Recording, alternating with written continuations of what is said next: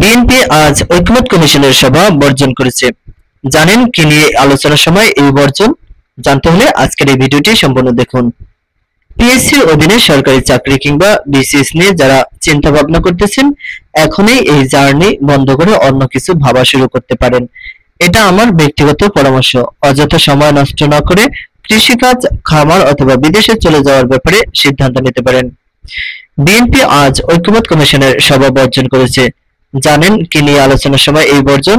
ঐকমত্য কমিশনের প্রস্তাব হচ্ছে PSC, Dudok, controller and auditor general এসব সাংবিধানিক প্রতিষ্ঠান সরকারের হস্তক্ষেপ থেকে মুক্ত রাখতে এগুলোকে পৃথক রাখা।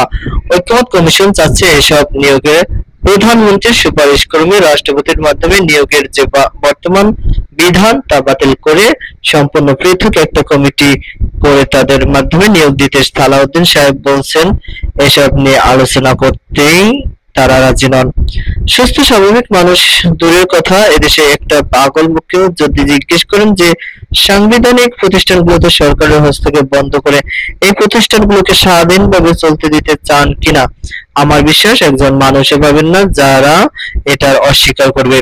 সেখানে আসন্ন ক্ষমতায় আসতে যাচ্ছে ভাবা একটা দল প্রতিষ্ঠানগুলোকে স্বাধীন ও নিরপেক্ষ রাখার বিষয়ে আলোচনা করতেই রাজি নন। 2000 তাজা লাশের পর, হাজারো পঙ্গুত্বের পর, একটা গণ অভ্যুত্থানের পর দেশে কাঠামোগত পরিবর্তনের চেয়ে ক্ষমতা পাকাপোক্ত করার ইচ্ছে যখন প্রাধান্য পায়, সেখানে আপনি কার আশায়, কিসের উপর নির্ভর করে সরকারি চাকরির জন্য বছরের পর বছর সময় নষ্ট করবেন?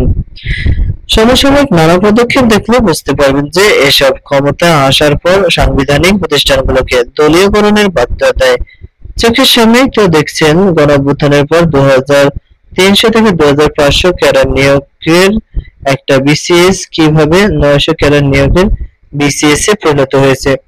মনে করেছিলাম এসব সিস্টেমের ত্রুটি, তারপর দেখেন ডক্টর জাহিদ নামক এক ভদ্রলোকের একটা ভিডিও ভাইরাল হয়েছে। উনি পিএসসি ভাইবা বোর্ডের সদস্য নাকি যেন, তিনিও রাষ্ট্রের সর্বোচ্চ নিয়োগদাতাদের ভাইবা নিচ্ছেন শুনলাম।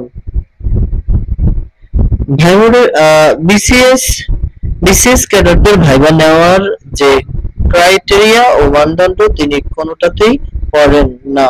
সবচেয়ে বড় কথা, তিনি তো রাজনৈতিকভাবে নিরপেক্ষ নন, হাইলি পার্টিজান একজন ব্যক্তিকে ভাইবা নিতে দেওয়া হচ্ছে। এগুলো কোন কোইন্সিডেন্স নয়, এগুলো হচ্ছে দলীয়করণের সিম্বল। এই রাষ্ট্র ব্যবস্থার পুরাতন সিস্টেম আমরা পরিবর্তন করতে পারি নাই। পুরাতন ও অপরিবর্তিত সিস্টেমের উপরে আরো দলীয়করণের লক্ষণ দেখেও আপনি কোনো অযথা মূল্যবান সময় এখানে নষ্ট করবেন না। রাজনৈতিক দলের স্পষ্ট দালালি করে বেড়ায় এমন লোক বিসিএস এর ভাইবা নেয়, এই দিনও দেখা লাগতেছে আমাদের। বলতে পারেন প্রয়োজনে আরেকটা গণ অভ্যুত্থান হবে, আবারও চলে আসবে। মনে রাখবেন, এদেশে হাজারটা আন্দোলন হলেও লাভ নাই, গরিবের ছেলে পেলে বারবার জীবন দিবে আর রাজনীতিবিদরা এসে নিজেদের আখের গুছাবে। Aminul Islam, AI media.